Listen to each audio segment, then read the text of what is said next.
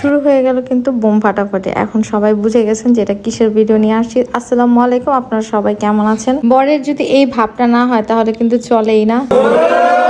গায়ে হলুদের ভিডিওটা কিন্তু অনেক লেট আমি আপলোড করতেছি, নানান ব্যস্ততার কারণে কিন্তু আমি ভিডিওটা কমপ্লিট করতে পারিনি।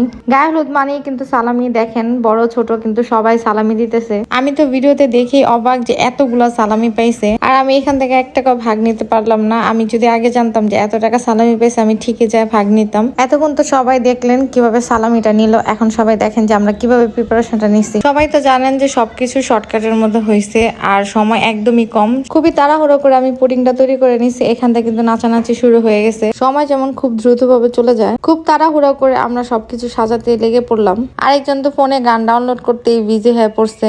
অল্প সময় যেরকম ভাবে করা যায় সেটাই করার ট্রাই করতেছি আমরা সবাই মিলে। গরমও পড়ছে অনেক, তার মধ্যে কিন্তু ফ্যান বন্ধ, যা তা অবস্থা হয়ে গেছে গরমে। সবকিছুই ঠিকঠাক মতো করলাম কিন্তু শেষমেশে এটা লাগানোই যেতেছে না। যতবারই লাগাইতেছি ততবারই ছুটে পড়ে যেতেছে। এখান দিয়ে আমাদের দম বের হয়ে যেতেছে, সেখান দিয়ে তারা বন্ধু বান্ধব মিলে বম ফুটাইতেছে। একটা গান আছে না যে আহা কি আনন্দ আকাশে বাতাসে, ওই অবস্থা। তার বিয়ে তার তো আনন্দ থাকবে, এটাই স্বাভাবিক। ছেলে মানুষের সুখের ঠেলায় বোম ফাটে আর মেয়ে মানুষের দুঃখে বুক ফাটে। আমার সাথে কথায় কারা একমত তারা কিন্তু কমেন্টে বলে যাবেন। শুধু কিন্তু পুটিংটা আমি তৈরি করছি, এছাড়া যত ডেকোরেশন দেখেন সবকিছু কিন্তু আমার ননদ তৈরি করছে, খুবই সুন্দর হয়েছে। এখানে কিন্তু মেজেদের পরে বন্ধুদের সমাহার, তার বন্ধুরা সবাই মিলে অপেক্ষা করতেছে কখন হলুদ শুরু হবে। আর এখান থেকে কিন্তু সবাই রেডি হচ্ছে। কথা বলতে বলতে কিন্তু মেজে ভাইকে নিয়ে চলে আসলো।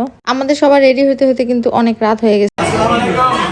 মেজো ভাইয়ের মাথার উপরে যে দোপাট্টাটা, এটা কিন্তু সব মেয়েরা ধরতে চাইছিল কিন্তু কেউই ধরতে পারে নাই, কারণ মেজো ভাইয়ের হাইটটা একটু বেশি আর সব মেয়েদের হাইটটা মেজো ভাইয়ের তুলনায় একটু কম, তাই সব মেয়েদের কিন্তু এই দোপাট্টাটা ধরার হলো না। অনেক রাত হয়ে গেছে, গায়ে হলুদ স্টার্ট করা দরকার। সব গেস্টরা বসে আছে আর আম্মু কিন্তু কাগনা পড়ানো শুরু করে দিছে। এই মুহূর্তটা কিন্তু ছেলেদের জন্য একরকম আর মেয়েদের জন্য একরকম। আপনাদের সাথে একটা কথা বলি, সেটা হচ্ছে আপনাদের অনেকের মনে প্রশ্ন থাকতে পারে বা অনেকের মনে প্রশ্ন যে আমার দেবর এত ছোট এত পিচ্ছি কেন বিয়ে করাইতেছি। আমার দেবরে কিন্তু শুধুই কাবিন করানো হবে। মেজো ভাইয়ের গায়ে কিন্তু আব্বু আম্মু দুজনই হলুদ দিয়ে দিল, দাদিও কিন্তু হলুদ দেওয়া শুরু করে দিছে। অনেকেই কিন্তু গায়ে হলুদের ভিডিওটা আপ করার জন্য অনেক বলছেন, বাট আমি আপনাদের কাছে আন্তরিকভাবে দুঃখিত। আমি অনেক চেষ্টা করছি, বাট আমি ব্যস্ততার কারণে কিন্তু করে উঠতে পারিনি। সব ব্যস্ততা কিন্তু পার করে আপলোড করিয়ে দিলাম। গায়ে হলুদের ভিডিওটা অনেক বড়, আর এই ভিডিওটা দেখতে কিন্তু সবারই ধৈর্য খুবই দরকার। আর এইদিকে কিন্তু মেজো ভাইয়ের হলুদ দেওয়া হয়ে গেছে অনেকেরই। এখান থেকে কিন্তু আব্বু আর আম্মুটা সুন্দর মতো কিন্তু মেজো ভাইয়ের গায়ে হলুদ দিয়ে দিছে। খুবই সুন্দর আর ভদ্রভাবে কিন্তু আমার নাতিটা বসে আছে। এখান দিয়ে সবাই মিলে গায়ে হলুদ দিতেছে আর আমি ওইখান দিয়ে তাফালিং করতেছি। এখন সবাই বলতে পারেন কিসে তাফালিং করতেছি, যেহেতু আমি শাড়ি পরছি। আমি আগেও বলছি আমি শাড়ি পরতে পারি না, আমি তো এক তো গরম, তার মধ্যে শাড়ি পরছি, একদমই খুবই পেরেশান হয়ে গেছে আমি।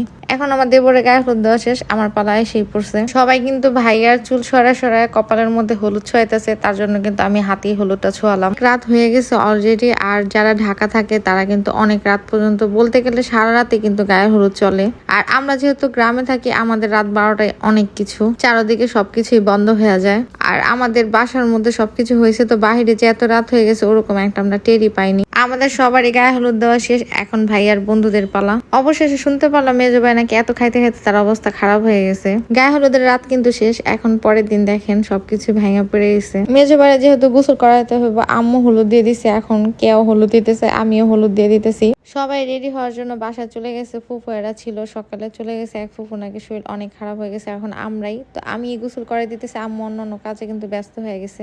আজকের ভিডিওটা এই পর্যন্তই, দেখা হবে অন্য কোনো এক ভিডিওতে। আল্লাহ হাফেজ।